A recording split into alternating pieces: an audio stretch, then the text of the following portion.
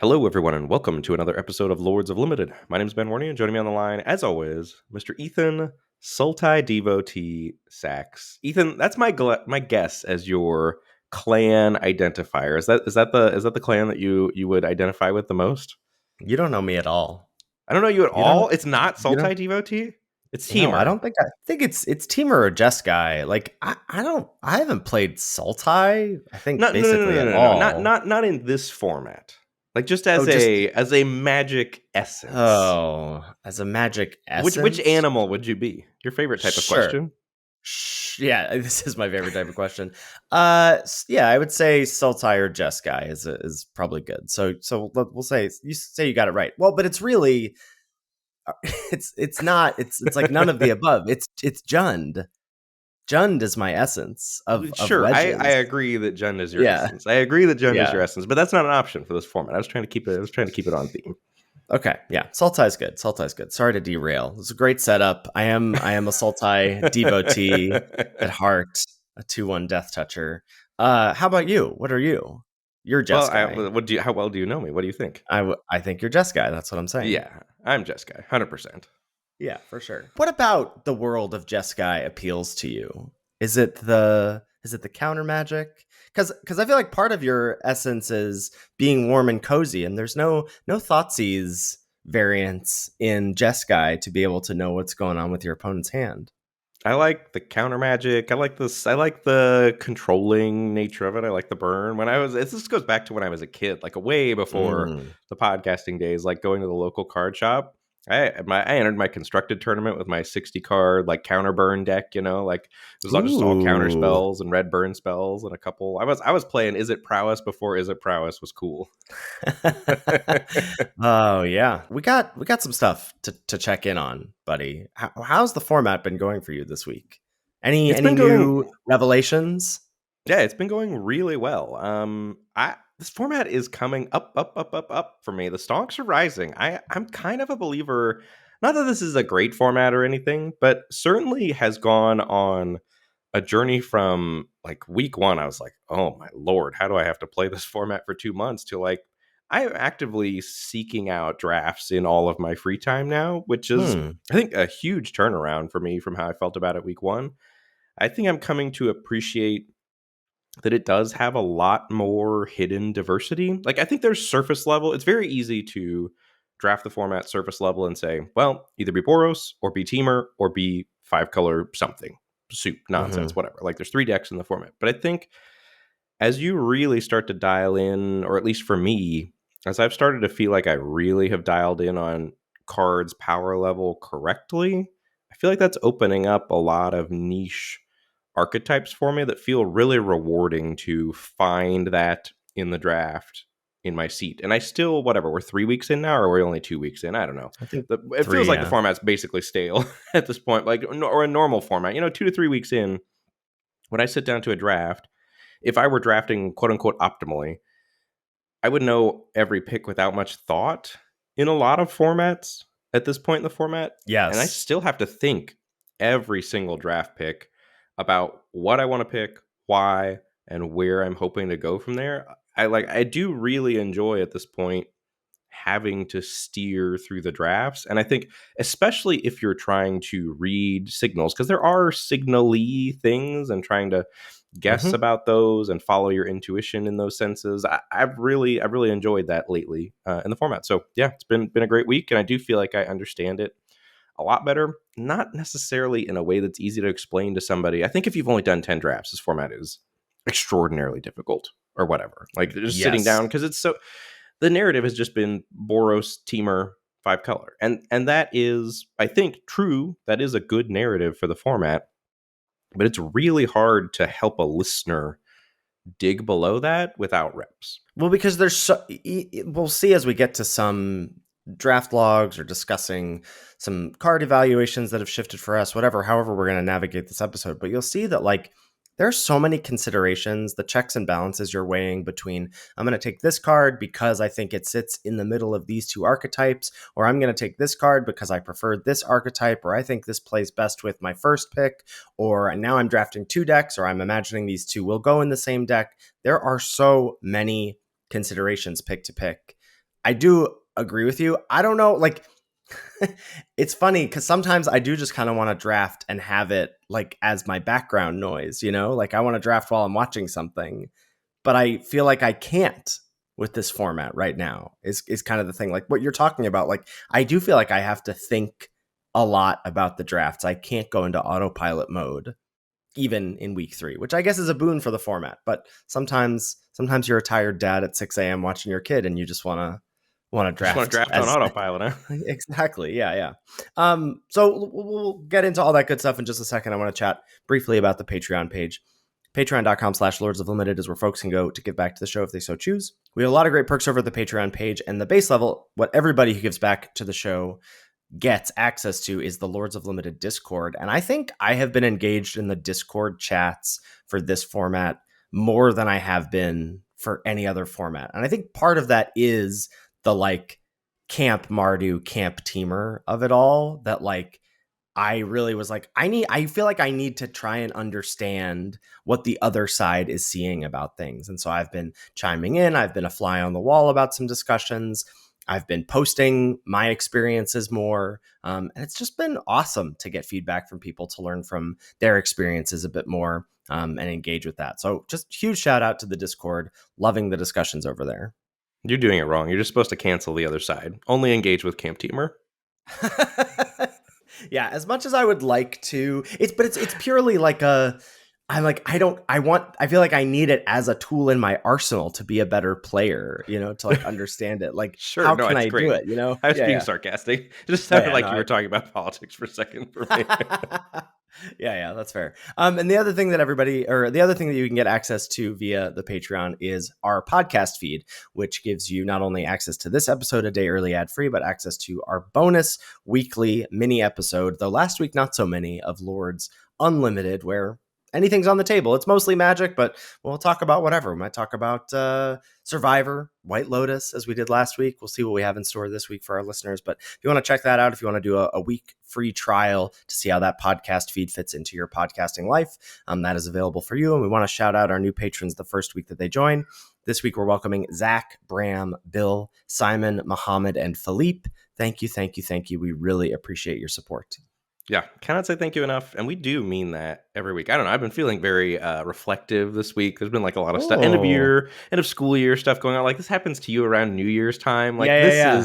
this is the time of year that it hits me. And like I just was really reflecting on the senior class this year in band and saying thank you to them. And like we can't do band without the kids wanting to engage with it. We can't do this podcast without listeners wanting to engage with it. So whether you've been a patron, whether you've been a listener, whether you've checked us out on YouTube, whatever you're doing right now, thank you for engaging with our podcast, truly. Yeah. So to expand on your thought of like, there's really 3 decks in the format of like, there's Boros, there's Teamer, there's 5-color dragons. And then this week, as decks start to pop up in the Discord, someone shared a blue-black tempo trophy that they got in the Discord. Someone shared a blue-green tempo aggro snowmelt stag trophy that they had. And I was like, the more I see decks like this, the more I think this might actually be. I might be now in the camp of there's 20 decks in the format, not 3. That's what I think, but you have to draft the format so much to get there, Yes. I think, because it's right to draft them. Most of those decks, it's right to draft them 1 to 2 times, the whole format, you know? Right.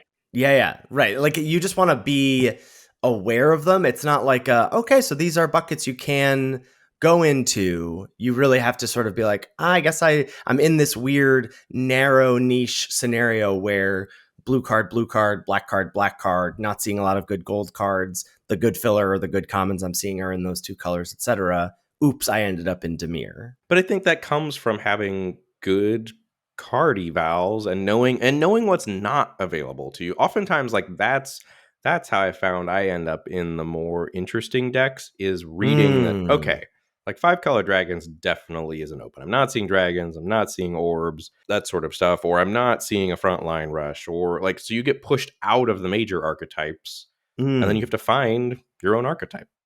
That's a really good point. Like if you're aware of, it's like whatever, you're seeing the negative space. If you're aware of what's not in the packs versus what is in the packs, that can be just as informative.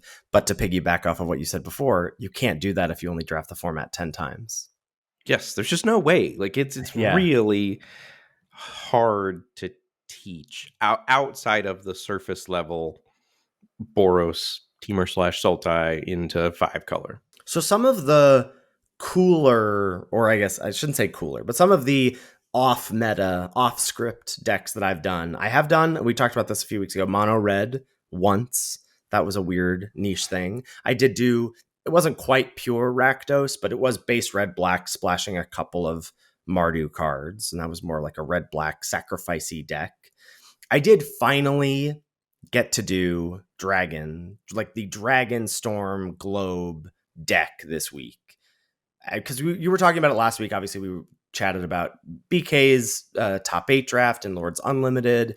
And that was from Spotlight Series Denver. And he was doing that, like the Globes and Dragonstorms. And I just hadn't quite done that. And I got what I thought was, I have had medium to good versions of the deck, and even the medium versions of the deck have overperformed my expectations. Like, I know you said this when we were talking about the deck. You were like, you don't need to take it takes the onus off of some of your picks because you don't really need to take fixing because of the Globes and Encroaching Dragonstorm potentially. And you don't need to take card advantage because the Dragonstorms are your card advantage. And I know you said that, but I didn't quite understand that until it was happening in the game, because I had all the mana from the Encroaching Dragonstorms, and then I was able to, Breaching Dragonstorm was really able to be every dragon cantrips, and you can still double spell because you have 11 lands in play. Like, I just hadn't experienced that before, and that deck is really, really good. But it's also difficult to draft if you've not done it before. Like, it's easy to tell someone Dragonstorm Globe, Dragonstorms, Dragons, and removal. But like, there's still some tension about when to pick those. The deck has to be open for you to get a good version of it. It's not easy to draft still. And I think at the time, like this past week, was also pretty contested. So at least in Best of Wild, like I was trying to do it the couple days after LR put out their episode because that was when I really understood it. I felt for myself also, and partially thanks to their episode. But it was difficult to do, I think, and that was when I started approaching the format from, okay, what can't I do, like as far as reading signals in the draft. Yeah, that's a really good point. I want to check in on some exhales as well at the end of this discussion. But like, so I just wrote down like, I don't know, half a dozen decks that I was like, these seem like they could be things. Like there's red white aggro, there's black green counters, there's blue green tempo, there's blue red flurry tempo. I don't quite know if black white is more of a conceptual deck for me at this point. No, like, black white's good. Black white's in. Black white's underrated right now, and you can get some good black cards late. That's what I'm trying. Like, I keep wanting to figure out black. And for me this week, Boros, like, so of course, after talking last week about how, like, I don't feel like I never have to draft Boros because whatever, like, white and Boros have been wide open for me basically every draft this week, which has been frustrating because it's not what I want to do, but also has been, educational, illuminative for me to figure out some things. But I have ideas in my head about making black work. I just never get the opportunity, or haven't yet had the opportunity to do it. What do you see about black white? I know you're a huge aggressive, is that what's called, aggressive negotiations? Yeah, aggressive negotiations is the truth if you have to play black. That's the 2 and a black Thoughtseize plus put a counter on one of your creatures. Yeah, it lets you hang in the mid and late game with the Dragons decks, and that's the deck's main problem, is just auto losing to some great card once the game hits, turn 7, 8, 9. But aggressive negotiations keeps that from happening to you, and it levels the playing field a little bit from deck to deck. And if you can go 2-drop into negotiations, the way is clear, presumably, unless they have multiple bombs in hand. And you've got a really good threat that you're pressuring them with, and black and white have a lot of good removal. There's good rares that slip through late from black, especially, because I think a lot of the narrative, rightly so, has been that black was the worst color, early on. But I think there's a lot of equity to be gained there right now. Yeah. There's red-green, like Champion of Doosan Wild Ride, red-black Sacrifice, blue-black Tempo. There's mono-colored. I saw Kenji messing with mono-blue on stream this week. There's like full clan decks. Like True, you're playing a bunch of white, black, green cards in Abzan, or red, white, black cards in Mardu, or white, red, blue in Jeskai. There's the Dragonstorm. There's Temur Ramp, which is different than 5-color dragons. Yeah, and I think with the full clan decks, the best reason to do those is rares. Like you should be getting a lot of Abzan rares. You should be getting a lot of Mm-hmm. Jeskai. You shouldn't be going full clan for commons and uncommons usually. For 2 Brids, yeah, no, I agree with that. Yeah, you want your Felithars and what have you. There's 5-color good stuff. This is also the weird nuance of like, I was in camp 5-color good stuff last week and was like, that's kind of the same as the Dragons deck to me. And you were like, no, it's not. And then after finally playing with the Dragonstorm deck, I was like, oh, I totally get the line in the sand here between 5-color good stuff and Globe, Ramp, Dragonstorm, Exhale decks. There's Jeskai Control, which is different than full clan Jeskai. And then there are some decks that like emerge if you get multiple copies of a card. I am not quite a Tempest Hawk Truther myself, but I know there are some out there that are Hawk Truthers. Are you I hear a question in your voice. Are you asking if I'm a Tempest Hawk Truther? I would imagine you are not. Well, yeah, I am not. Not a Yeah, chance. I didn't think so, but I was leaving the space out there for whoever happens to be one. Ice Climber, I feel like, is a card that isn't that good, but like you get a couple Ice Climbers, and all of a sudden you're like, okay, well now maybe I want an Agent of Kodos in my deck, and I want some more Self Mill so that I can get my Renew cards in there, so I can get counters on my Ice Climbers. Dragon's Brood's Relic is another card where you're like, once you have a couple of those, cool, just chalk my deck full of a bunch of 2-drops, I knock Wayfarers, get in, and then get me to 7 mana and poop out some Dragon's Brood Relic tokens, which is different. Like, Relic is pretty hard to be good, as we talked about last week, pretty hard to be good in the Dragonstorm deck. And that, as a distinction, is also like pretty tough to wrap your head around if you have only drafted the format 10 times. Yeah, I'm pretty out on Dragon's Brood Relic. I think it asks you to do a lot of things for a card that's not that good, that are counterintuitive to what like lots of the decks in the format are asking you to do. Yeah, I think overall I'm into that as a take, but I think like a couple relics is a deck in my mind. Okay. Ice Climber is one that I have faced down this week. The thing that goes really well with Ice Climber is the blue-green uncommon dragon to dump 3 counters on it. Like once it's a 4/6, then you're just playing Protect the Queen with Ice Climber. It was like tempo aggro Ice Climber, try to just kill you. It was a very cool deck. Oh yeah, that's interesting. I hadn't thought about that. And then you just have Snakeskin Veil to protect it. And then you have Snakeskin Veil, yeah. Like I was like, whoa, okay. I want to get a little temperature check about exhales, or not temperature check, but I want to talk about the blue and the green exhale specifically, because I think there's another thing that is not quite intuitive about those cards. So I was drafting on stream yesterday, was drafting a green based dragon deck, and I took Osseous Exhale over Piercing Exhale. And someone, which seemed clear to me, and someone in chat was asking, like, why are we taking, like, it's your first white card. We know we're green. Why are we taking the white exhale? And I'm like, well, like, I don't anticipate having creatures early, and I want my removal to clear the way early. And I do anticipate having some amount of fixing down the road. And even if I'm not casting Osseous Exhale until turn 4 off of a Dragon Globe, I still think it's gonna gain me 2 life. It's gonna get the thing dead, and I don't need to have any setup cost with creatures. And I have had a similar chat about counterspells in a dragon deck, where people are like, "Oh, why aren't we taking? Was it Spectral Denial? Is that the X and a blue, the Syncopate variant? Spectral Interference, maybe? Interference. Okay, thank you." They were asking why I wasn't including that in the deck at the end of the draft, and I said, this deck is never holding up mana. And I just know that I'm going to be if I have that card in my deck, and this is sort of what I was talking about weeks ago, that we got some pushback about. People were like, no, you can play Dispelling Exhales in green decks. And I'm not saying you can't. And I trust folks out there that Dispelling Exhale is doing wonders in the game in hand win rate department. So I'm sure like it's just a card that is performing well. It's a good card. But I know that I will put myself in awkward spots of like, am I supposed to hold up mana now? In decks that are trying to tap out turn after turn. And so that's another layer of this format that I think is not clear, of like, okay, there are there are few, I think, there are few cards in this format that are intrinsically powerful. So many of Yes. them are, there is a floor to their intrinsic power, but so many of these cards have widely oscillating ceilings of like, okay, if you put it in this deck, it's going to be great. If you put it in this deck, it'll be fine. And I'm trying to sort of min max all of that.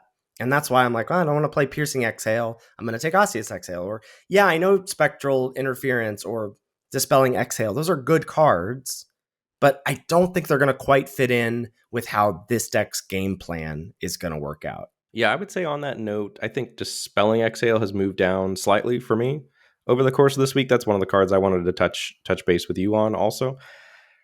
Not that I'm not picking it or not playing it. Like, I think it's a very good card. It's just not pulling me into blue anymore, and Yes. I don't think I'm auto playing it in every blue deck. And I think I probably would have auto played it in every blue deck. And I think most blue decks do really want it. But for example, like I think I had it on par with Molten Exhale, and I'm like way higher on Molten Exhale than it right now Yes. because there's just no chance of anything going wrong with Molten Exhale. Like it's gonna get its Mm-hmm. man eventually. The blue exhales has a much wider range. Like it can be better than Molten Exhale, but it can also be way worse, especially if you're not like it's not in a deck where you're able to easily hold up mana. And I think I played with Dispelling Exhale a lot early in the format when I was just savagely getting crushed. And I know that when I have multiple copies of that card or cards that are like that, it incentivizes me to not want to play to the board. And I think that's probably the wrong way to go about it. Like when I have played Dispelling Exhale lately, and I've been much happier with how I've been playing it lately, I just put it in a normal deck and have it as a card in my deck. I don't try to, I'm not trying to like draw, go, instant speed, whatever. And I certainly think that's the right way to approach it. But as a result, like I do value it less because removal does this a very similar thing. And yes, Dispelling Exhale can nab cards like Jeskai Revelation, etc., that removal can't. But also, if you're playing to the board earlier, you are able to be more proactive and sometimes close the game out before those cards are relevant. So I agree that one has moved down for me. The green one I've been way low on. I think the only deck I that the don't think green I've exhale put goes that in. in my deck. I feel like I've never put them in my decks. I mean, I have, but it only goes in green beatdown decks or green Right. mid-range decks or abs. Like you have to be playing to the board early with threats like that you Mm-hmm. want for before you want the green exhale. It's not related to dragons at all, in my opinion. What about the uncommon, the two and a green, put a counter on something and then it bites? It's the same thing. They go in the same deck. Same thing. It's Yeah. just green beatdown decks. Which is not a tier one deck in my mind. It's an off ramp. Like green beatdown decks are off ramps to me. I agree. Yeah. This show is sponsored by BetterHelp. Magic players love stats, so let's talk numbers. Traditional in-person therapy can cost anywhere from $100 to $250 per session, which adds up fast. But with BetterHelp Online Therapy, you can save on average up to 50% per session. With BetterHelp, you pay a flat fee for weekly sessions, saving you big on costs, like tapping an elephant token to reduce the cost of a big harmonized spell. Such value. Therapy should feel accessible, not like a luxury. With online therapy, you get quality care at a price that makes sense and can help you with anything from anxiety to everyday stress. It's also nice to have a confidant to talk to, bounce ideas off of, and problem solve with. Your mental health is worth it, and now it's within reach. With over 30,000 therapists, BetterHelp is the world's largest online therapy platform, having served over 5 million people globally. It's convenient too. You can join a session with a click of a button, helping you fit therapy into your busy life. Your well-being is worth it. Visit betterhelp.com/lords to get 10% off your first month. That's BetterHelp, HELP.com/lords. And now, back to the show. Should we chat about Devotees?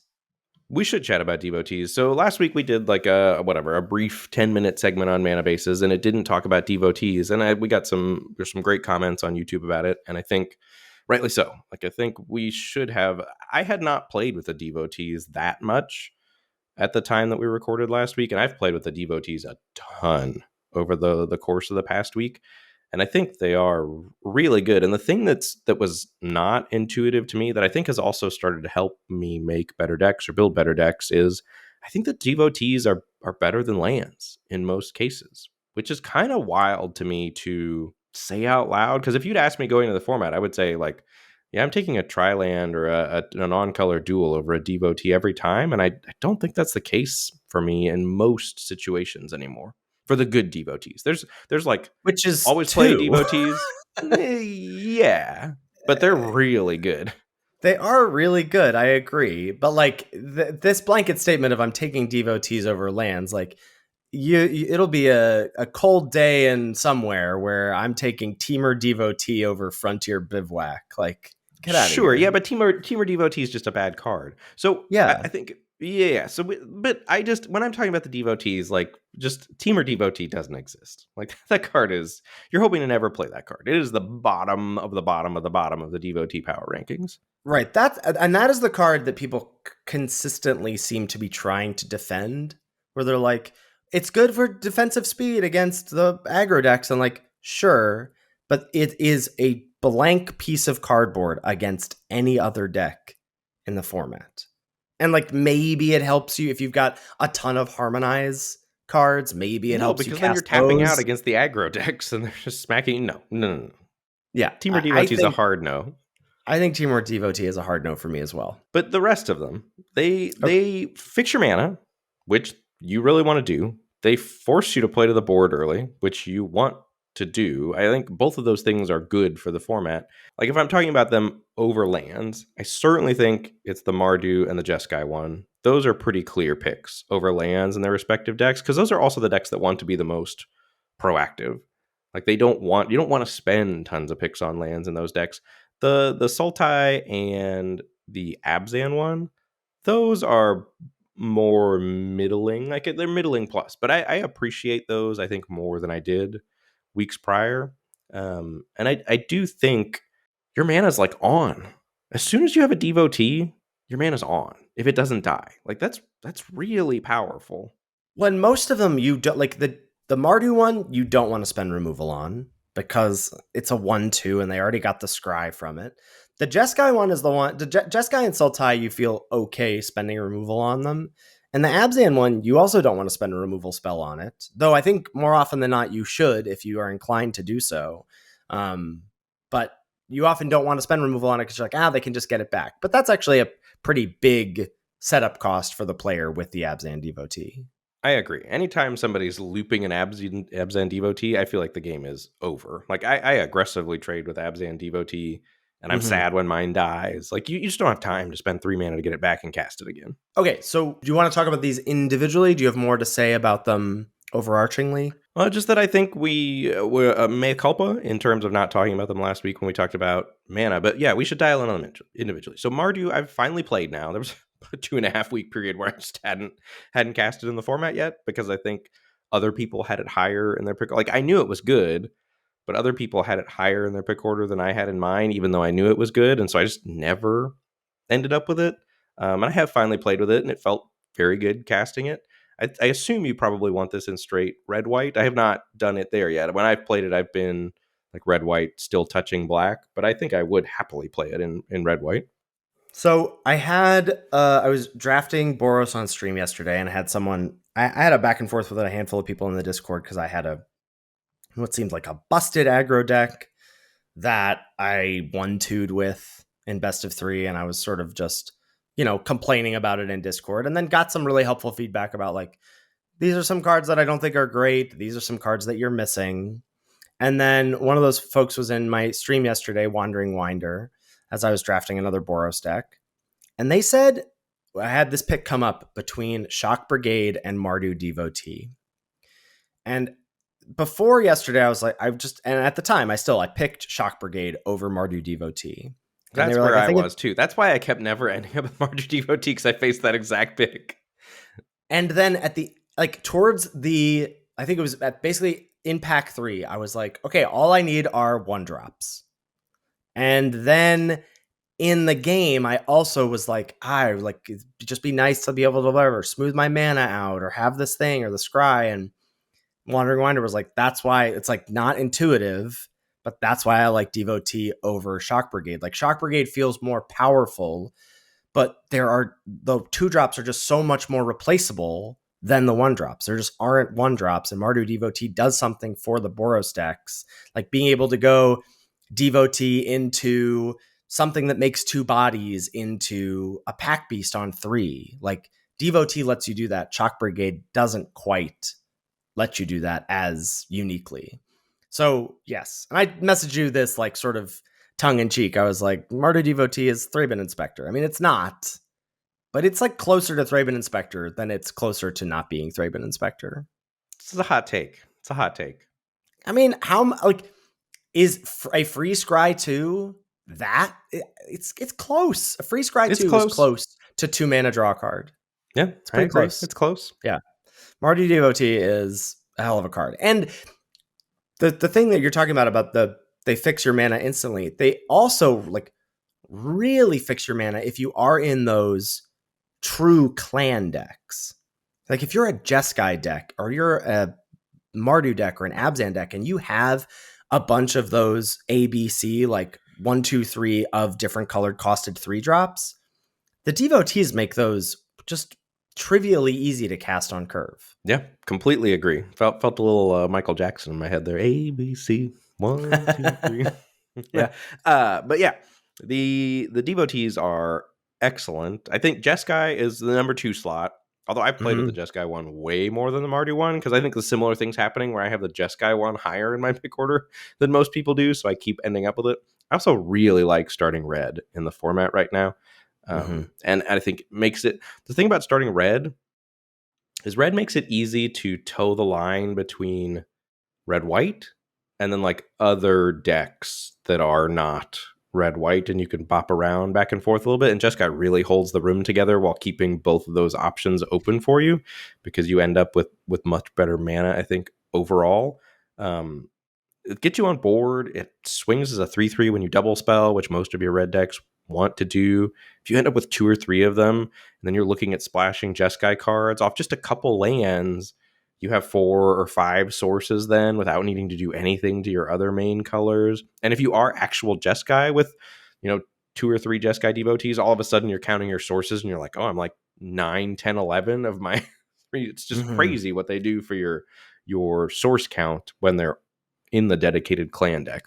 And Jeskai Devotee hits. Like if you're building, certainly if you're in a Boros deck, but even blue-red tempo decks or red-green beats decks, like you can end up in spots where that is a 3/3 3 turns in the game. Like if you're building your curve super low, you can double spell with it. Or I had this come up in a really cool blue-red deck. I just had a bunch of Harmonize cards, and that was helping me double spell as well. And so this was just... And the more often that it's a 2 mana 3/3, it just like laughs in the face of the teamer one, because you're like, I can attack with this as a 3/3. So yeah, I'm a huge Jeskai Devotee fan as well. Pour one out for Teamer Devotee. Sultai and Abzan, this is where I'm less interested in them, but the Sultai one does generally trade for something relevant, although the format's not about blocking on the ground so much as the green one with Death Touch.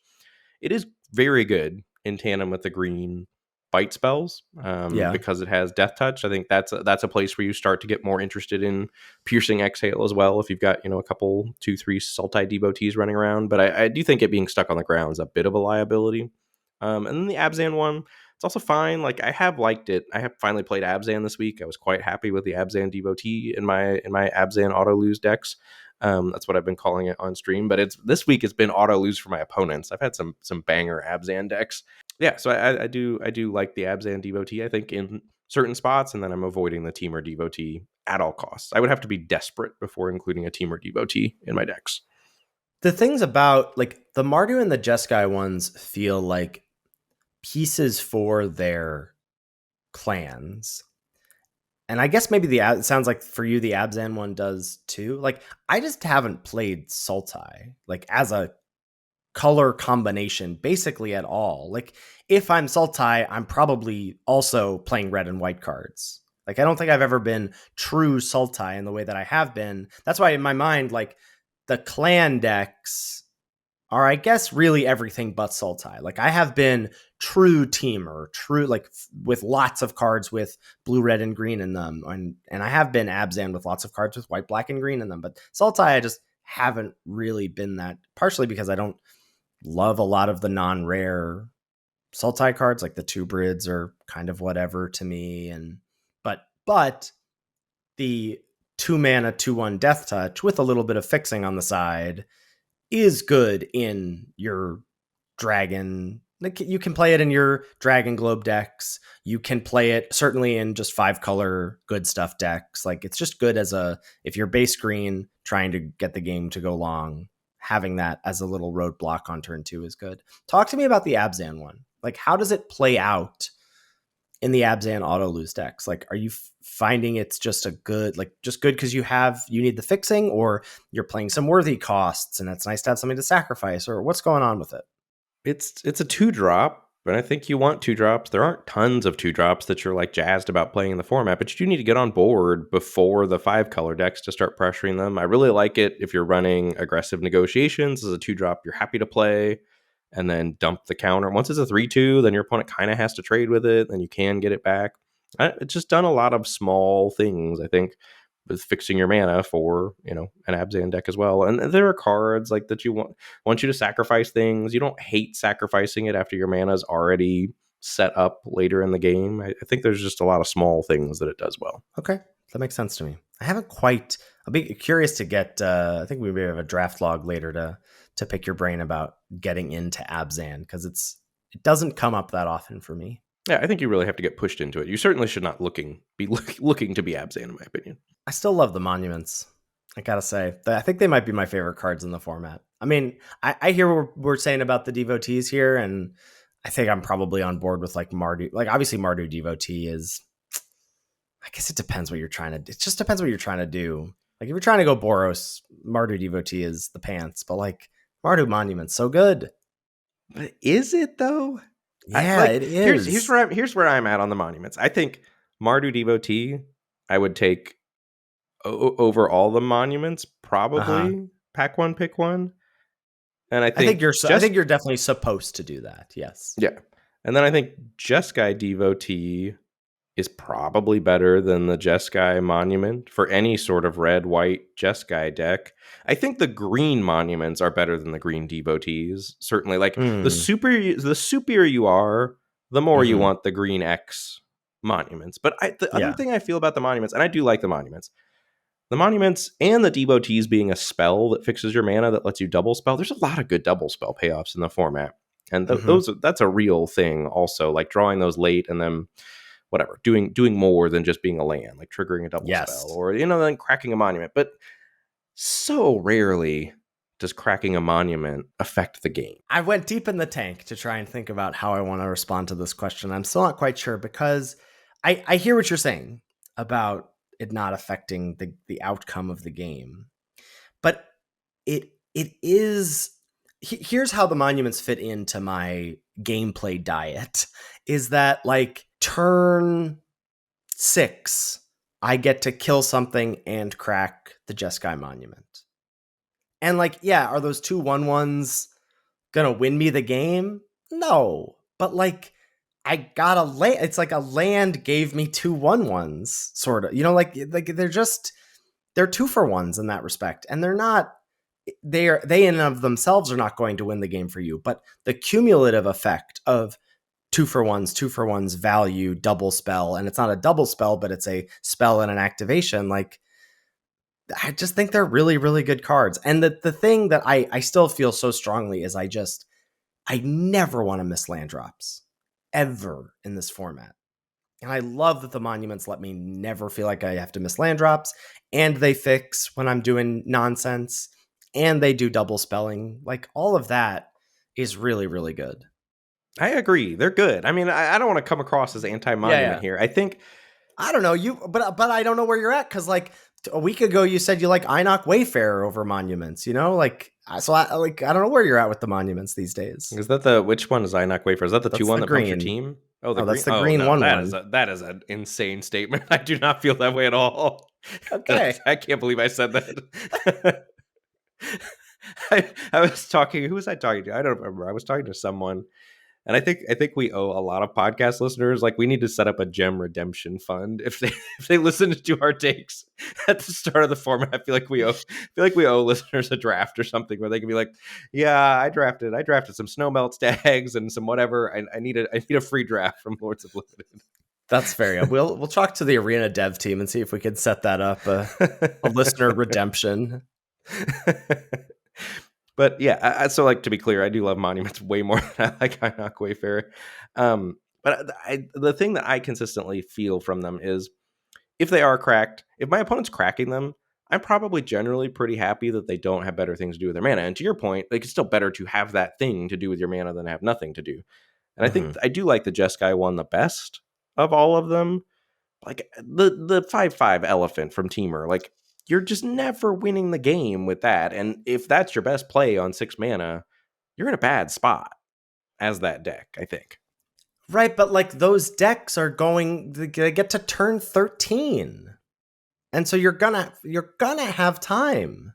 I don't think so. Some games play out that way, but a lot of times, like, the cards are so powerful in the format. Like, what's a 5/5 elephant doing in the face of Meringue River Region? What's it doing in the face of Jeskai Rev? What's it doing in the face? Like, there's a list of 30 rares, like, that just completely invalidate anything that's happened before them. And I think, But you can the put any monuments also help you card. cast.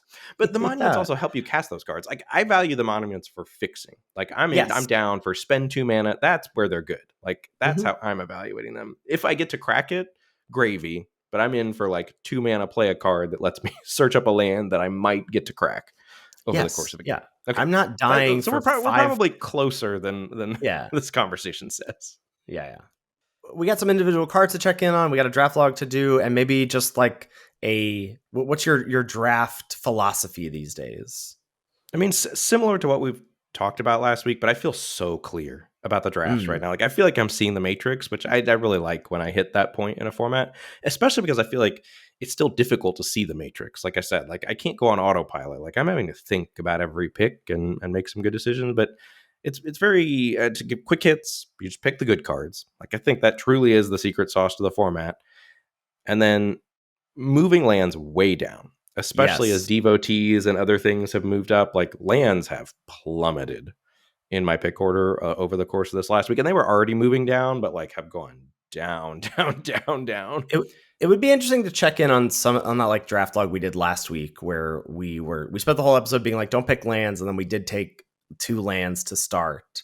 I wonder even if I looked at that draft log now, if I'd be like, nah, you got to take something else. Like, I do feel like if I take, to your point of, you draw kind of a line in the sand about pick 6 is where you take stock, I really want to not be taking lands before then, if I can help it. Yeah, I don't know. I would have to look at the log again. Clearly, I was taking Inoc Wayfarer over Monuments last week. That's laughable. But anyway, so I think just take the good cards. Like, but you can't mess that step up. Like, if you're taking the second or the third best card in the pack, like, Sirkovitz did a thing on his thing about what happens if you just literally take the best card out of the pack in one of his data talks, which was really interesting, and it ups your win rate. Like, if you can do that in this format, like, it's going to be great for you. And then try to play as many of them as possible in a cohesive shell. And if that's not, like, Mardu or Teamer or Boros or 5-color, figuring out the right shell to put your cards in the best home is the next best place. Like, you can up your win rate. And I do think one of the things I don't have down here, but that I'm definitely doing, is reading signals by what I can't do, and then using that to try to figure out what I can do, like letting what I don't see available as a path shove me towards paths that are available. Whereas usually when you're reading signals, you're trying to read what is getting past me. Like, what am I seeing? In this format, it's more, what am I not seeing? I do think I'm doing that without really having verbalized that before recording this episode. This is my favorite takeaway from this episode so far, and I imagine will be like this. Because I feel this too. I have felt this. Is there a way we can put something concrete to it? Like, do you have an example and off the cuff that you can give? Because what I'm picturing. Oh, you do. Great. Let's go. I mean, Dragons is the easiest one. That's why I was saying, like, that there aren't many paint by numbers decks in the format. But last week I was saying, well, the Dragonstorm Globe deck, that is a paint by numbers deck. And that's definitely something I'm tracking. Through the first 6 picks, how many good dragons am I seeing? And if the answer to that is not many, I'm definitely not trying to go Dragonstorms. Like that's an easy one to either you start with a couple powerful dragons and you're seeing dragons and you're in, or if you're not seeing good dragons through the first 6 picks, I'm out. But what happens if you've taken a couple exhales and you see a Dragonstorm that you like? Pick 5, but you haven't picked up dragons yet. Are you still okay to push down that path, or are you a little worried? Do you feel like you got to I'm do not something pushing down else? the path at that point. Like, but I'll have those cards, and if it happens, great. But I'm no longer forging down that path without good dragons initially, because I've Okay. gotten burned too many times by having the dragon storms and having the stuff, and like other people are clearly just taking dragons. Like I think dragons is a very clear one to track, yes or no. And then similarly, I think for Boros, there's a lot of checks. Like, have I seen a war effort? Have I seen a sharpshooter? Have I seen a frontline? Like, have I seen those cards? If I'm not seeing those cards, or like a Mardu devotee or something, and if no, maybe I'm gonna. By the same token, you don't have to approach drafting this way. But it has been helpful for me. It's what I've enjoyed the most. You also can at surface level sit down. Like I truly believe you could sit down and say, I'm going to draft Boros every draft and probably get a reasonable-ish Boros deck most times and probably would have a good win rate because the times it's open, it's very good. I Mm-hmm. just haven't enjoyed drafting that way. Yeah, the reason I like this sentiment so much is it just evokes a feeling that I have had in drafts where like I'm not seeing the thing that I'm drafting. It gets to pick 5, pick 6, and I'm like, there's nothing for me in this pack. And there wasn't anything for me last pack. But I'm also not seeing something that excites me. And usually those situations are easy when you're like, oh wow, what is this doing here? Pick 6. But much more often than not, it's what there's nothing here for me, pick 6. And so then it's about, okay, you have 2 choices. How do I make, is the stuff that I have already powerful enough Yes. to push forward and understanding that it'll be a rocky road ahead in the draft, but that what I have so far is powerful enough? Or it's about what are my off ramps with what I have so far? Because you're not going to be getting it's easy when you see something really good. And even something like a Sibsig Appraiser, like, sometimes you get those pick 6, pick 7. Even something like Right. that is an easy thing to be like, oh, okay, cool. Come aboard. And then I'll figure out how that works with what I've already drafted, or if it doesn't and I'm moving down something else. But I think it's just about understanding how do the cards I have either give me enough weight to push forward with the strategy I want to go down, or how do they let me off ramp to something that's not tier 1? Yeah, I think that's a really good succinct way to frame it. And then if you are, doing these things, you're picking the good cards, you're trying to put them in cohesive shells, you're reading what's not there and forging down either a path that is there, or you're holding on for dear life and your deck's great anyway because you have great cards. Just know that the format's really powerful. Sometimes good decks lose. Like that acceptance piece has been good for me also, because I think the thing that has really solidified for me this week is I feel confident about my power level evaluations of individual cards, combinations of cards together, and decks. Whereas before, when I was losing, like it's just so hard to get a sense of all of that. And sometimes you're gonna have a great deck, and you're gonna have done the right things in the draft, and your opponent's gonna play Meringue River Region, or they're gonna play Jeskai Rev, or they're gonna curve out with Martyr Devotee into Sharpshooter into War Effort, and the game's gonna be over. And that's just a cost of doing business in the format. But I think at this point, I'm in on paying that cost because I think the drafts are interesting enough and hard enough that I really enjoy that piece this week. Yeah.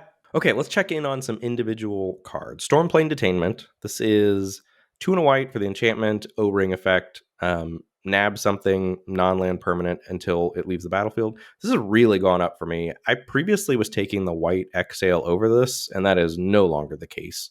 Stormplane Attainment hitting everything, not needing the creature to be engaged in combat. It can reach out and nab some of the busted enchantments running around. I think it's a very versatile answer and efficient enough at 3 mana. Well, and it has come up enough for me that the uncommon version of this doesn't nab enchantments, but this can. Like the fact that you can have an enchantment war with I detainment your detainment or whatever, but you Yeah. can't do that with the uncommon. Stormblade Detainment has been very impressive. Yeah. I would say I don't know if it's best white common because I'm just looking at Salt Road Pack Beast right now, which is next on the list, which is also very good. 5 and a white for the 4/3. ETBs draw a card, costs 1 less to cast for each creature on the battlefield. This is as good as it was advertised initially by you. Like, you have to do the work to go wide, but when you stick Salt Road Pack Beast, it's really good. Yes. So is Mardu Devotee not the best white common? Is it? Yeah, maybe it is. Okay, yeah. I just haven't played with it that much. I've literally only, which I'm embarrassed to say as a podcaster, but I've probably only cast it less than 5 times, all formats. But it's just because other people have it. Like, I know it's good and I think it's good, but other people must have it like 2 picks ahead of me in their pick order or whatever. I think So yeah, for that checks Mardu out. Devotee to be the best white common, you have to be Camp Boros. Because I'm not taking Devotee that highly because I don't want to draft Boros that much. But Yeah, I think so that's also true for me. I would take Stormplane Attainment Pack 1, pick 1 over Mardu Devotee because it's a more versatile card. I think, correct. yeah, I think it's Stormplane Attainment for my money. But I could Yeah. see the arguments there, and that's what's so interesting about the drafts. Yes. In this format is the cards vary wildly depending on their shells. But the other thing about Salt Road Pack Beast, you'd asked what's going on with Black White. Salt Road Pack Beast is huge in Black White. Like Ooh. getting the Pack Beast to keep the card advantage flowing, because that's one of the reasons that Abzan has been so bad, is that like it doesn't have a lot of velocity. And if you're Black White and you can play the board and you have the Pack Beasts, that keeps the cards flowing while keeping the pressure on your opponent. Yeah. Focus the Mind, way down on this. The 4 and a blue instant, draw 3, discard 1. We were way too high on this. This is another gem redemption card here. Yeah. Like, it is insane with Narset's Rebuke, but all of that is two clunky tastes that taste amazing together. But it's ultimately not worth it to pick them highly ever. Like, you'll play it, but it's never a high pick. It can randomly win some games. Powerful card, but not a high pick ever. Yeah. I still stand by, like, Unending Whisper is way better than this card. Yes, I agree. And also still not a super high pick usually, I don't think. No. Though, I mean, It's really not a good if high you want to pick. double spell. Once you have the 2 and a blue 2/2 that poops out the birds, then it shoots up your pick order. Which is on this list. Wingblade Disciple is just an excellent card. So I'm Yeah, like, it's must kill. amazing. Yeah, it's Yeah. very, very, very good. Mm-hmm. We talked about Dispelling Exhale. I just want to shout out Aggressive Negotiations one more time.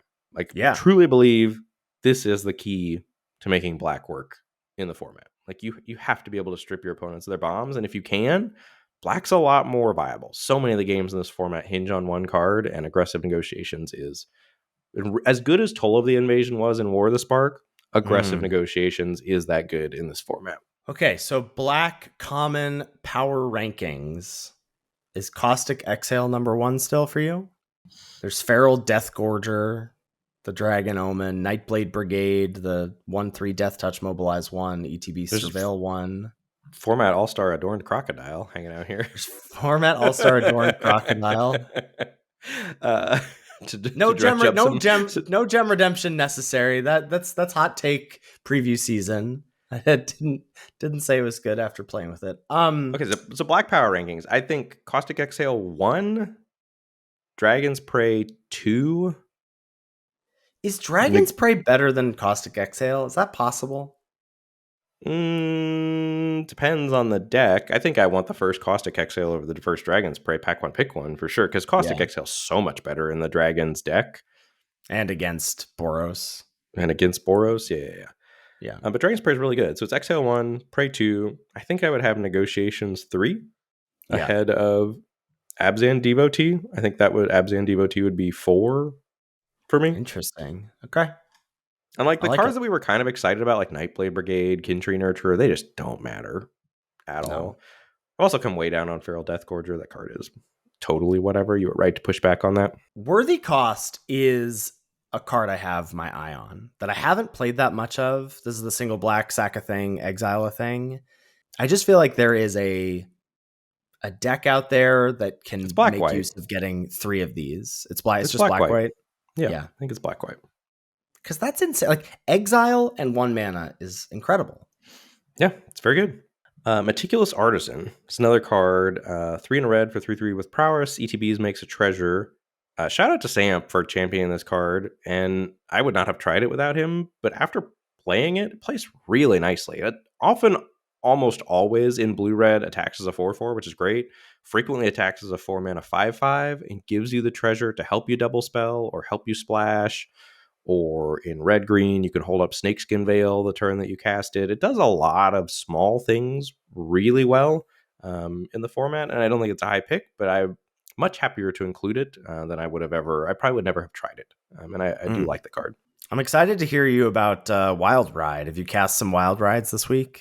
I have cast some Wild Rides this week, and it's impressive. Like, it's so funny because like that's the narrative. People are like, "Well, what about Wild Ride here?" And I'm always like, "I don't know. It seems like not a good card." And they're like, "Oh, but it's so good." And now I feel like I'm on the "it's so good" camp, but I also know it's not a good card intrinsically, right? Like, if you No. evaluate it as a card, it is an atrocious Magic the Gathering card. But what it does, like if you check some boxes, it can be really strong. Because the thing it lets you do that's so hard to do in the format is get the game over with in a hurry. Like, and that's really valuable. So this is the red sorcery +3/+0, and it's got harmonize for 4 in a red, and it gives you a thing +3/+0 and haste.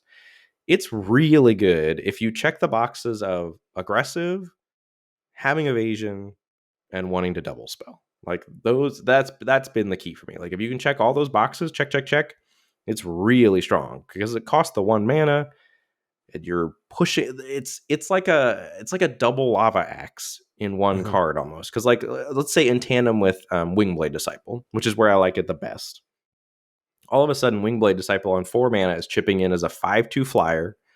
You're pooping out another bird, so you just lava axed your opponent, made a bird, and then you get to lava axe them again. Like it, a lot of times it pushes 8 damage, 9 Mhm. damage. Like it's not if it's in the right home. Now, if you're like playing it to make your 1/1 token trade with your opponent's thing, I think that's where it's going to woefully underperform. But if you check those Correct. boxes of evasion, wanting to double spell, and being aggressive, I think it's really good.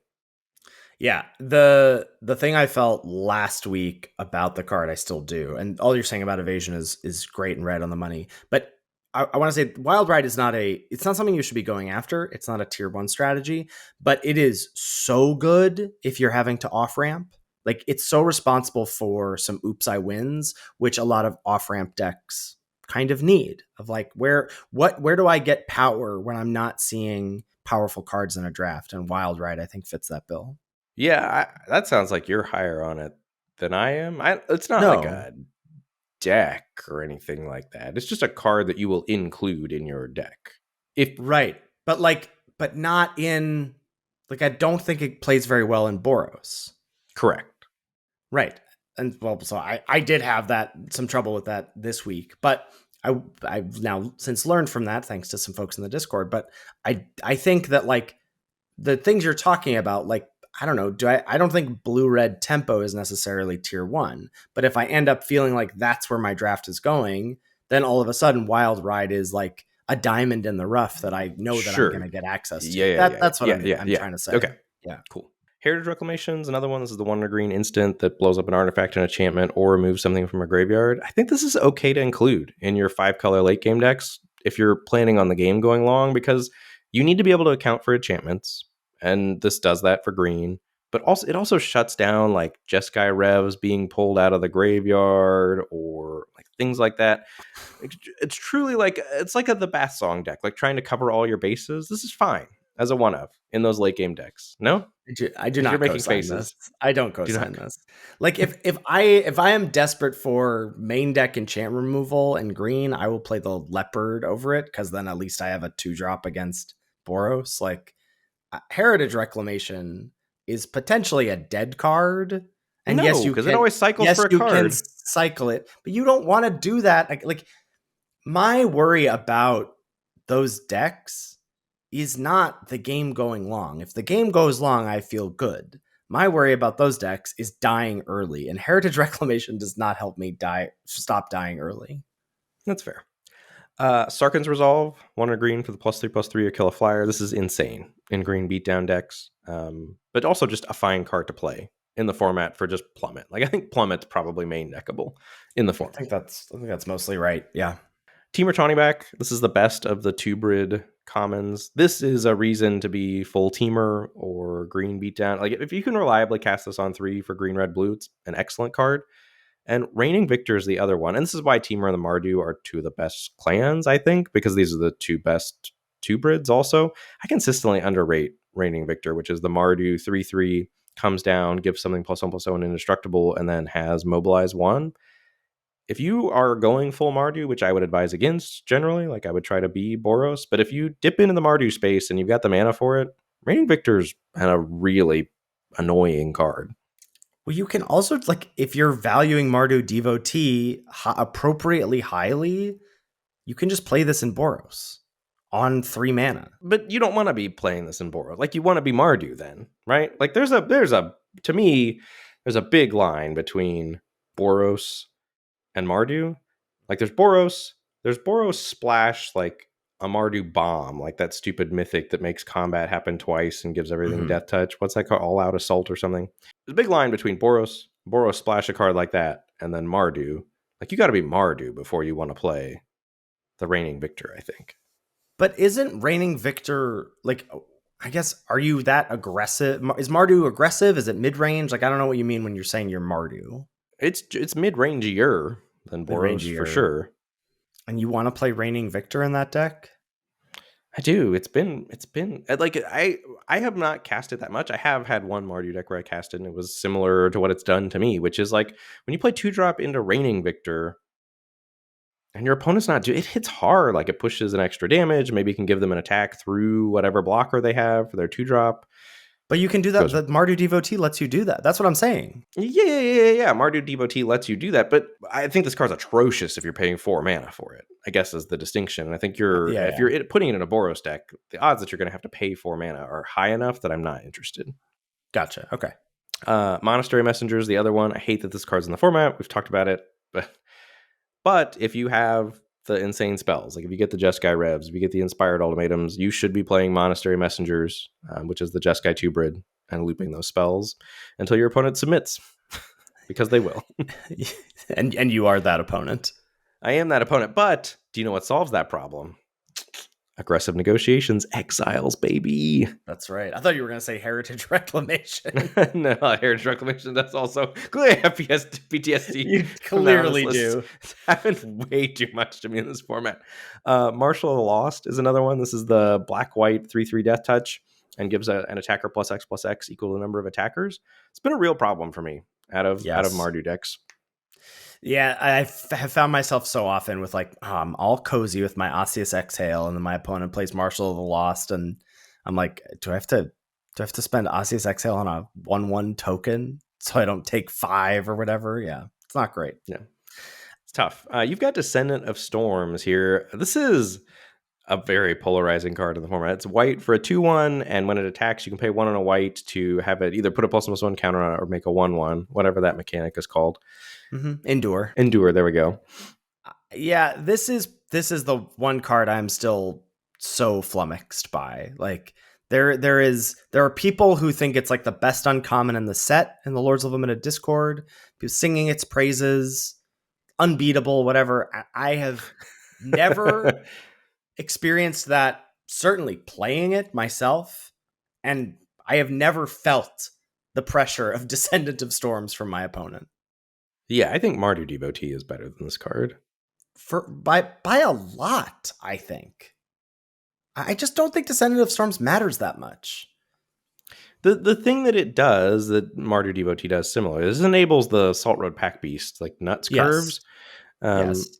But yeah, and like similar to your thought about the monuments, like, do you really want to spend 5 mana to whatever make 2/2/2s? This gives you a thing to do with extra mana from red white. Like if you don't have your 2-drop, it's nice to have your 1-drop poop out a 1/1 or whatever. I guess I agree. I'm not. This card is fine to me. I will play it, but it's not. I guess at me if you haven't already added me. If you have some insights about Descendant of Storms, but I am still perplexed by this card and the love for it. Should we do a little Abzan log real quick before we go? Sure, let's do it. All right, pack 1, pick 1. See the following cards as options. There's a bunch of Devotees in honor of this episode. There's Sultai, Jeskai, and Abzan Devotees. And Mardu. Holy cow, there's 4 Devotees. That's wild. Clearly, this is why I don't end up with Mardu Devotees. I didn't even see that it was in the pack. uh, there's Opulent Palace, the Sultai Triland. There's Dragonbrood's Relic. That's the one in a green tapper that can poop out a dragon that we talked about earlier. I'm pretty out on that card. There's Unsparing Boltcaster, 2 in red, 3/3. When it ETBs, deals 5 to a creature an opponent controls that was dealt damage this turn. And then moving on to the rare slot, there's Sinkhole Surveyor, 1 in a black for the 1/3 with flying, and whenever it attacks, you lose a life, and this creature endures 1. We've had another draft that I started with Sinkhole Surveyor, and you didn't like it. I went into this one. I went into this one with eyes wide open after our discussion last time. I'm hungry to figure out black to get to be able to play black, so I would take the Surveyor. I think taking Mardu Devotee is probably correct, air quotes. That's a tough sell for me. Really? Yeah, I think so. Because, like, you're just signing up to draft Boros. That's so boring. Well, it is boring, but you'll win. But you will win. Yeah, I think a card, like, I'm much more interested in, like, I agree that Mardu Devotee is certainly the pick over Jeskai Devotee, but I like Jeskai Devotee because it goes in a wider style of decks. And Mardu Devotee is not powerful enough for aggro that I'm putting weight on. I guess it probably is, but no, it is. Not, that's the shift. Yeah, I'm not willing to put weight on it to steer me towards aggro. Kind of what it was a similar discussion. I forget what card it was about last week. Maybe it was the sharpshooter that we took after taking a good late game card. I wanted to take Monument. Yeah. That's kind of how I feel about Mardu Devotee. But you could convince me that Mardu Devotee is the correct pick here over Surveyor. Not for me. I think I would always take Surveyor, but I would be willing to acknowledge that I'm doing that incorrectly and still do it anyway. Okay, so we take Surveyor. Take Surveyor, pack 1, pick 1. Pack 1, pick 2. See the following cards as options. And this is why you take Mardu Devotee, because it's just a clearer path through the draft. But this is why you don't start black also. But cards in the pack. There's a Shock Brigade. 1 in red for the 1/3 Menace, mobilize 1. There's Sibsig Appraiser, 2 in a blue for the 2/1. Look at the top 2. Put one in your hand and the other into your graveyard. There's Kishless Skimmer, blue-green for the 2/2. Whenever a card leaves your graveyard during your turn, you draw a card. That ability triggers only once each turn. And there's also Overwhelming Surge, 2 in a red, a deal 3, and blow up a non-creature artifact. Only reasonable black card in the pack is Alchemist Assistant, which I hate. It's 1 in a black for the 2/1 lifelink, and you can renew for 1 in a black to put a lifelink counter on something. It's another card that's like, it's real good against aggro and real doesn't matter against the rest of the format. Yep. I am really down on Overwhelming Surge currently. I do not like, I just don't like, because it's 3 mana.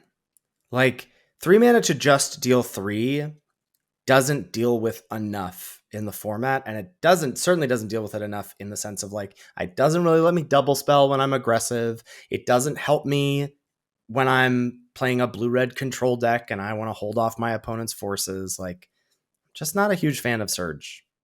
You clearly haven't blown up enough globes and monuments then while killing something. I have not, but I stand by it. I think I agree. I think Shock Brigade Exhale is. Molten Exhale's miles better. Shock Brigade, I think Shock Brigade's better also. Yeah, I think we're probably in a similar place on the card. Yeah. So yeah, if you had taken Mardu Devotee, this is an easy Shock Brigade as a follow-up. I think I would take Sibsig Appraiser in your spot here after taking Surveyor. I think that's not crazy. I took Kishless Skimmer because I was on I want to take the best card out of the pack. And so pack 1, pick 1, you're on Appraiser over Skimmer. Yes, I am. I just don't find, like, I like Skimmer, and if I'm blue-green, I'm thrilled to play it, but it's basically a 2-mana 2/2 flyer. I don't find that I trigger it very often. Yeah, I agree with that. All right, I could be convinced that Sibsig Appraiser's here, the pick here, and that I did it wrong, but that's what I was trying to do, was just do my 6 cards, best card of each pack, take stock. So took the Skimmer over the Sibsig Appraiser, maybe incorrectly. Pack 1, pick 3. Things start getting a little more interesting. There's Scoured Barrens, white-black land. There's a Temur Tawny back, the 4/3 2-brid. There's a Piercing Exhale, 1 in a green for the bite spell. Deals damage equal to its power to target creature Planeswalker. And then if it was a dragon that you behold, you surveil 2. There's a Stormplane Detainment, the white O-ring that we've been talking about. And then Temur Monument. I think nothing else really in consideration. Yeah, I like taking Detainment here. I think it's an interesting, far and away the best card in the pack. Yes. If I had taken Appraiser, I wonder if I'd be tempted by Teamer Monument here. But the Sinkhole Surveyor being in the pile, I like having the white card because then you have a black and a white card and they can go in the same deck and go in either. Hard to find. I think you're probably not. It's interesting because you're probably not going to find your way into Mardu from this start. Like maybe black, white, splash, red. But you're more likely to find your way into Abzan with like Yes, I thinking think so. about, can I get Surveyor and Detainment in the same pack or in the same deck rather? Yeah, I think you could, but that's the way to do Mm-hmm. it. All right, pack one, pick four. See the Hmm. following cards as options after taking the detainment there. So you've got Surveyor, Skimmer, Detainment. Surveyor probably should have been a Sibsig Appraiser. There's Jeskai Devotee. There's Abzan Devotee running around. A couple more Devotees cutting it up. And then in the uncommons, there's Hardened Tactician. One white black for a 2/4 human warrior, and you can pay one, sacrifice a token, draw a card. There's also Duty Beyond Death, which I did consider, but ultimately decided, this isn't a very aggressive looking start. Duty Beyond Death is the one and a white. Sack a creature, creatures you control get indestructible, and you put a +1/+1 counter on each creature you control. Yeah. I'm in for the Tactician pick here. It is interesting how, like, if you take Mardu Devotee first, this draft isn't interesting, right? So when you go, if you take Mardu Devotee first, you take Devotee, Shock Brigade, Detainment, and then you take Jeskai Devotee here. I think you're supposed to take Duty Beyond Death for Mardu Really? or for Boros. Yeah, I think Duty Beyond Death is excellent for Boros. It's way more unique than Jeskai Devotee is. It's such a good go wide payoff. That's interesting. I think I would take Jeskai Devotee there.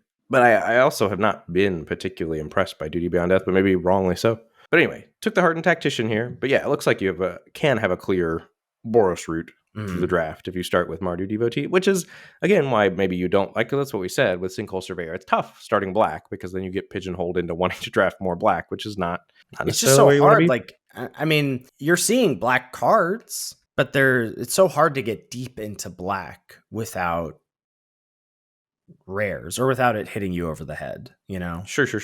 Yeah, but I mean, Hardened Tactician that we just picked up does play amazingly well with Sinkhole Surveyor. I mean, you build your Oh, own yeah.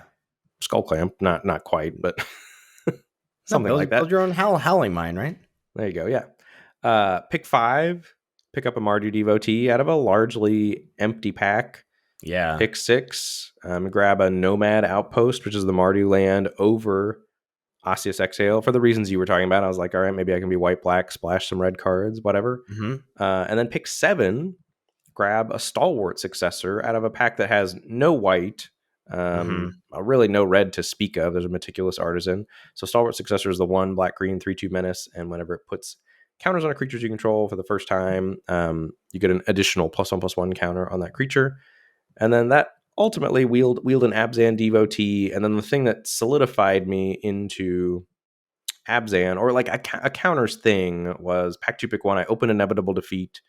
Took that, pack 2, pick 2. I got past Baron Step Siege, which is the siege that puts counters on your team at the beginning Oh of the my end step. God. And then pack 2, pick 3, got past Carsey Revenant, which is just absurd.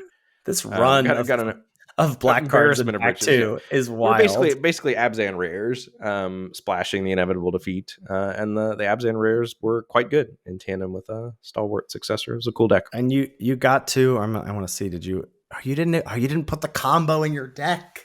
The What Carsey combo? Revenant +100 Battle Veteran. Because No, I did not. Carsey Revenant dumps 3 counters on a thing. You dump the 3 counters on the 100 Battle Veteran, and that's a 6/6. And it's a 6/6. Yeah, did not play the Wombo combo. Didn't see the Wombo combo, to be fair, but I'm embarrassed to say that I was championing 100 Battle Veteran in the pre-format days. Yeah, I mean, you get hooked up this draft. That's awesome. And then you open Felithar, pack 3, pick 1. Yeah, it was a cool deck. Yeah, Very fun to play. it's really nice. But how would you describe, I don't know, like how this deck plays out? Because you're not pressuring early. I mean, I guess you could. You have Descendant of Storms, Mardu Devotee in the 1-drop, triple Abzan Devotee, and Sinkhole Surveyor in the 2-drop. I just was playing better cards on curve than my opponent. Like the games that started with Sinkhole Surveyor into negotiations were trivially easy. Like that curve is insane. A lot of times, Abzan Devotee in the negotiations put me ahead. And then, like your Kirby, I did draw my rares a lot. Like I Surveyor, Carsey Revenant, Felithar, Baron Step Siege, Clarion Conqueror, and Inevitable Defeat. All were not shy. Like I had six good rares, and I drew them a bunch. That's how the deck won. But I mean, this is best of one, so like you drew them a It, bunch over 8 games. So like that's there were several games that stalled out, and Stalwart Successor or Baron Step Siege plus Stalwart Successor were enough to single-handedly carry. It was also a really nice micro synergy with the Successor and the Revenant. Like whenever I embalmed the Revenant out of the graveyard, you get a +1/+1 counter. Clarion Conqueror did some work, shut down some Dragonstorm Globes. That's also the 2 Stalwart white 3/3 flyer. Stalwart Successor with aggressive negotiations. Now you're putting two Puts counters on something. Yeah. And the one I splashed a Snakeskin Veil, which was clutch. Like I played that was actually how the game is played out. I got ahead now that I'm revisiting this. Got ahead with getting on board with a 2-drop into negotiations, and then frequently once I was ahead was able to hold up Snakeskin Veil or Purging Stormbrood, which is the black-white uncommon. That was outstanding here. It giving +2/+2 lifelink hexproof. That was actually how I won the majority of games, was playing that in a key spot, either to ramp my life back up when the opponent wasn't expecting it after I had giant things from counters, or countering a removal spell on a thing that was already a threat. Interesting. But I did also draw my rares a lot. Yeah. Well, when you have 6 of them, it's hard not to. Best thing about this format for me has been the journey from loathing it to getting to the point where I really, really like it and appreciate it. I think this has been a cool journey. I've enjoyed Tarkir Dragonstorm. I was talking about it like it's largely done already, but no, we got some time. It's how format. We do have some time. We have like a whole month already before Final Fantasy, right? I think but I think scheduling wise, I think we only have two episodes before 50 takes after this. But I want to just, before we sign off here, underline the big takeaway, which I think is reading signals in this format is about seeing what's not there. And it's less about seeing there's a thing for me to take pick 6, pick 7, versus recognizing what's drying up and what that means for where you should go. Right. Yeah. Like either, like you said, you've hit a power level threshold and you're going to force from that point, from hitting that power level threshold, or, okay, I can't get into dragons. Can I get into team or mid range? I can't get into team or mid range. Can I do blue, red, whatever? Like following that decision tree has been largely how I've been approaching the drafts. Yeah. All right, cool. Great place to wrap us up. Thank you, as always, to Salty Pretzels for our intro and outro music. Make sure you give it a listen. You can find all of our content on our website, lordsoflimited.com. Links to our Patreon page, our merch, our YouTube channel, our Twitch streams, respectively, our episode backlog, and our tier list, all available on our website. If you've got any feedback about the show, shoot us an email at lordsoflimited@gmail.com. Thanks so much for listening, and we'll catch you next week for another episode of Lords of Limited. Thanks, everybody. See you later.